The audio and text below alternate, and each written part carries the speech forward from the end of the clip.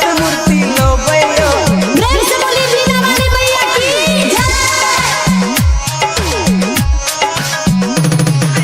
वीरपुर में बैठे बैयो। Present by Maithili music Khutauna. आप सुन रहे हैं मैथिली म्यूजिक से स्टार सिंगर प्रकाश राज को।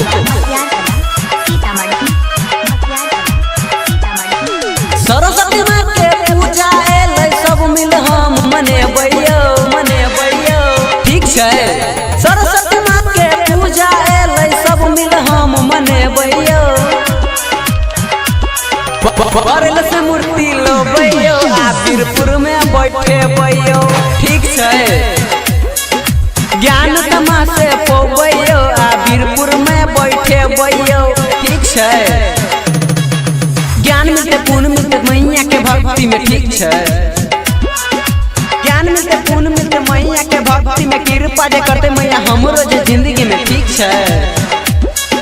मिट जते दुख पूरा मैया के भक्ति में हमरो के साथ चाही तोहरो के जिंदगी में ठीक है। शारदे माँ सरस्वती हम आही परास लगेने छी ठीक है। शारदे माँ सरस्वती हम आही परास लगेने छी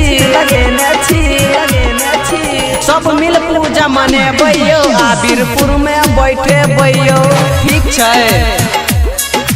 बरल से मूर्ति लो बैयो आ वीरपुर में बैठे बैयो ठीक है।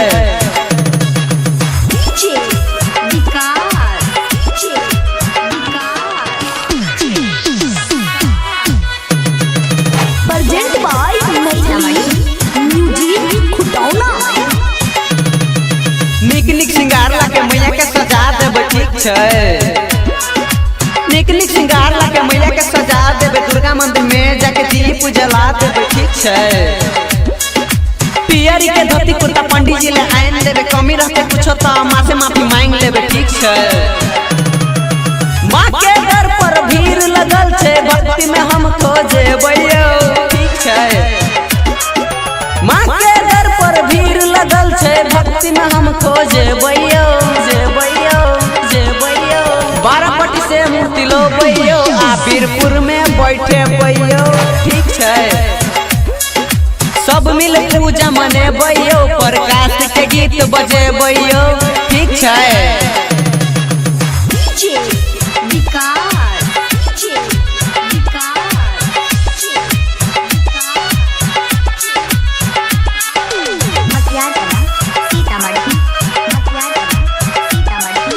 पूर्वे जी के साथ लके इंदर के लजेबैयो ठीक है।